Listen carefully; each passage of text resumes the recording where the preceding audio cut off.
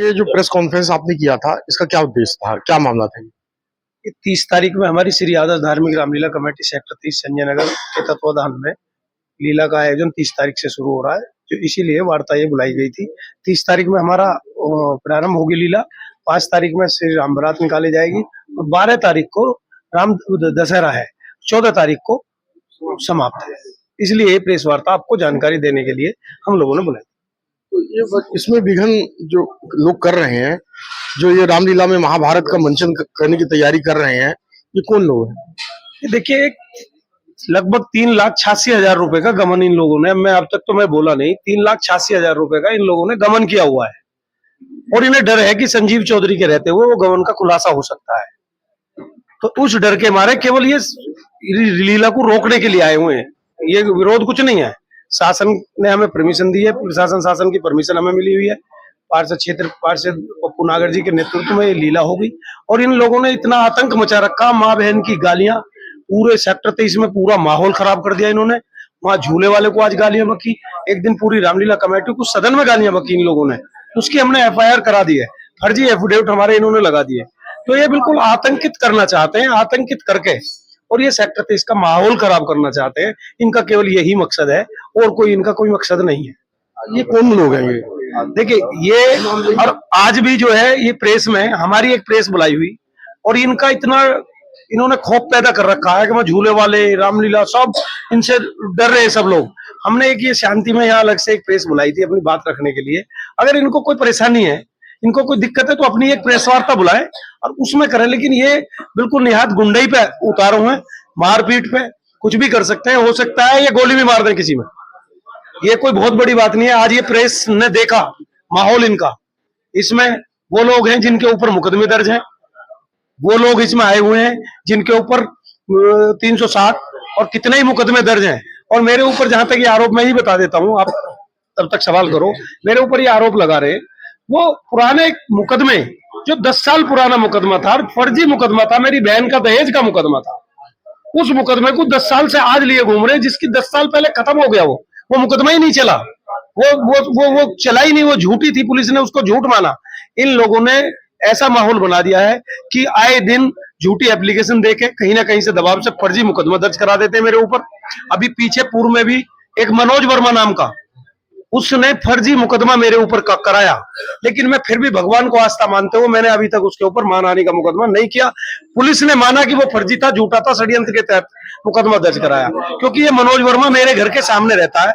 इसने कहा मैं तुझे बर्बाद कर दूंगा, बिल्कुल तुझे लीला नहीं, मैं तुझे और भी कुछ काम नहीं करने दूंगा। ये इस तरीके का आरोप है। इनका लीला से मतलब नहीं है, इनका व्यवधान डालना, ये किसी से डर नहीं रहे। अब पार्षद जी ने बात करी है, पार्षद जी बताएंगे बाकी। और इन्होंने बिल्कुल आतंक मचा रखा है, बुरी तरीके से गाली देना, उगाही करना। सेक्टर 23 में एक एक आदमी से जांच करा लीजिए आप इनकी। ये हो सकता है मेरे परिवार को और मुझे जान से मरवा दें या मार दें। अब यहाँ तक आ गई है बात। आपने बहुत गंभीर आरोप लगाया है। बिल्कुल गंभीर आरोप नहीं है, वो तो आपके सामने आए ये लोग। ये यहीं तक आगे हमारे ऊपर हमें जो है मारने पीटने के लिए, ये मारने पीटने के लिए आए यहाँ तक। एक दिन इन्होंने पूरे सदन में मुझे, माँ बहन की, मेरे पूरे परिवार को, मेरे खानदान को पूरे को गाली बकी है। मेरा लड़का एक एडवोकेट है, उसे एक कचहरी तक नहीं जाने दे रहे, ये वकालत भी नहीं करने दे रहे। मेरा लड़का एक क्रिकेट खेलता है, वो इतना दहशत में, अंडर 19 में उसका आज मैच चल रहा है, वो इतना दहशत में, सुबह कल उसे छोड़ने गए, उन्हें कहा आके घेर न ले, इतना आतंकित में है। तो मैं तो अभी बहुत जल्द माननीय मुख्यमंत्री जी से भी पूरे परिवार को लेके जाऊंगा, कमिश्नर साहब के पास जाऊंगा। परिवार में हमारे हम सब सभ्य लोग हैं, मैंने आज तक किसी का एक रहता भी नहीं मारा। ये मेरे बेटों को परेशान कर रहे हैं, मेरे बच्चों को परेशान कर रहे हैं, जहां भी निकलते हैं माँ बहन की गालियां। और इनका आरोप है कि कहीं ना कहीं तुम्हारे परिवार वालों को झूठे मुकदमों में, और जो इन्होंने, इस मनोज वर्मा ने 3 मुकदमे मेरे ऊपर फर्जी करा दिए। एक आदमी से खुद का गोली लगवा दी इस मनोज वर्मा ने, और ये भी शामिल थे उसमें, ये लोग सब 3 गोली खुद ने लगवाई। आप लोगों ने देखा, वो पकड़ा गया आदमी और वो खुद ही गोली लगी।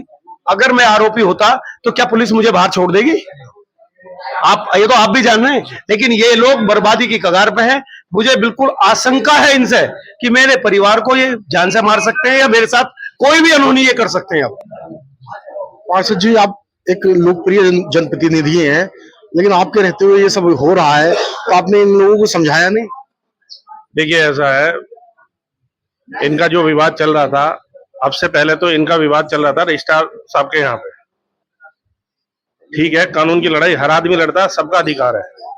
जो भी इनकी लड़ाई है ये रजिस्ट्रार साहब के यहाँ लड़ रहे थे, लेकिन इस तरीके की ये जो आना इस तरीके से अपनी बात को कहने का एक प्लेटफॉर्म होता है, अगर ये सही प्लेटफॉर्म पे बात रखेंगे तो उचित होगा। मैंने अभी इनसे बात भी की है, अभी सभी लोगों को साथ में लेके बैठूंगा, मैं अपने निवास पे ने बुलाया भी है। मैंने कहा अभी मैं यहाँ से पहुंच के तो मैं फोन करता हूँ, सब लोग यहाँ मेरे पास आइए, कोई दिक्कत है तो मुझे बताइए। मैंने कहा नेतृत्व तो किसी का नहीं होता, ये राम की लीला होनी है, राम अपनी लीला खुद करा लेते हैं, है ना। हम तो एक नित्य माध्यम है, आप हो या ये संजीव जी हो या कपिल वशिष्ठ जी हो या कोई और हो या दूसरी कमेटी हो, कोई भी हो। इनका विवाद पिछले जो विवाद अब इनका उठा है वो 10 वर्ष पुराना विवाद है कि हमारी कमेटी 10 साल पहले थी। 10 साल में मेरे ख्याल से 5 अध्यक्ष चेंज हो गए होंगे जी, 5 बदल गए, 5 अध्यक्ष बदले। क्या उस समय ये नियम याद नहीं आया इन लोगों को? उस समय याद करने चाहिए थे कि भाई हमारे ये नियम के खिलाफ जा रहे। उनकी लड़ाई सिर्फ एक व्यक्तिगत, इनके पता नहीं कैसे संबंध खराब हो, एक व्यक्ति से लड़ाई है। और पूरी अभी भी उन्होंने यही कहा हमारी कमेटी से किसी से कोई लड़ाई नहीं है, आप यहाँ बैठ जाओ, आप इस कमेटी इसे रामलीला को कराओ। मैंने यार हम ही करा रहे हैं, सभी लोग मिलकर कराना है, आप लोग कराओ, हम कौन होते हैं कराने वाले? हमसे तो सेवा ले लो, हमारे से तो जो सेवा करानी है हमारी लीला पे, राम के नाम पे हम तो जो कुछ कहोगे वो करने के लिए तैयार है। तो प्रयास यही कराया जाएगा, सौहार्दपूर्ण ये रामलीला हो, इन सब लोगों को भी साथ में लेके चला जाए, इन्हें बैठाया जाए साथ में, मेरी तरफ से ये प्रयास है। अच्छा, संजीव जी की गवाही जो है पूरा राज्यवाद देता है कि कितने सज्जन व्यक्ति हैं, बार बार इनको परेशान किया जा रहा है, इनके परिवार को परेशान किया जा रहा है, तो उसमें भी आप कुछ बोलेंगे? देखिए इनका व्यक्तिगत मामला है, जो भी है, मेरा कहना शायद सही नहीं होगा इस मामले में, है ना। तो एक मुखिया के नाते एक पार्षद है आप, अगर इनके साथ ऐसा हो रहा है तो गलत हो रहा है। इसमें दिक्कत ये है, सोच का फर्क है। उन्होंने संजीव चौधरी से व्यक्तिगत अपनी दुश्मनी का मन बना लिया है। उनको समझाया भी गया है कि भाई देखिए, रजिस्ट्रार साहब ने जो ऑर्डर दिया है उसमें ये कहा गया है कि जो दोनों संस्थाएं हैं, जो दोनों अध्यक्ष हैं, इन्होंने अपनी कमेटियां बनाई हैं, वो कमेटियां दोनों बायलॉज के हिसाब से अनवैलिड हैं। उन्होंने 1 माह का समय दिया कि 1 माह में जो है रजिस्ट्रेट ऑफिसर की निगरानी में इलेक्शन होगा और जो चुन के आएगा उसको हम रिन्यूअल दे देंगे। लेकिन उन्होंने, अगर उनको रामलीला ही रोकनी होती तो उसमें ये भी आदेश करते कि इनमें से कोई भी आदमी रामलीला नहीं कर पाएगा। कहना रामलीला तो औरंगजेब भी नहीं रोक पाए। वही मैं कहना चाह रहा हूँ कि राम का काम है, राम की लीला है, उसे शायद कोई ये भी नहीं चाहेंगे कि रामलीला बंद हो जाए। दूसरा पक्ष भी ये नहीं चाहेगा कि रामलीला बंद हो जाए। अगर रजिस्ट्रार साहब को उसमें जो है आपत्ति लगानी होती है तो वो ये भी आदेश करते कि इनमें से दोनों में से पार्टी में से कोई भी रामलीला नहीं कराएगा, लेकिन उन्होंने ऐसा कोई आदेश नहीं दिया। आप लोग आखिरी में क्या करेंगे? जो ये सब मामला आप देख रहे हैं, तो आप लोग क्योंकि शहर के जिम्मेदार लोग हैं, तो ये आप लोग इसके लिए क्या करोगे?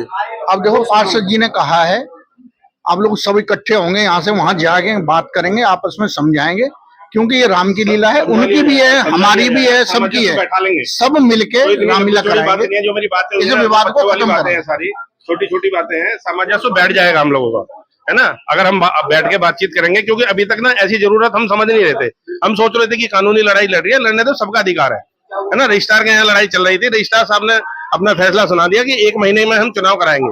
उन्होंने भी यही सोच के कराया कि तब तक लीला निमट जाएगी, इनका जोश ठंडा हो जाएगा सबका, उसके बाद में हम चुनाव कराएंगे। तो जो उत्साहित होगा, जो इस राम से जुड़ना चाहता है, जो इस लीला से जुड़ना चाहता है, वो चुनाव के अंदर आएगा, अपना बढ़ चढ़कर हिस्सा लेगा, इस कमेटी में बनने के लिए फिर तैयार होगा दोबारा से, और वो सबके लिए मान्य होगा, चाहे ये कमेटी हो या वो कमेटी हो। जो उनका निर्णय होगा वो सर्वमान्य होगा।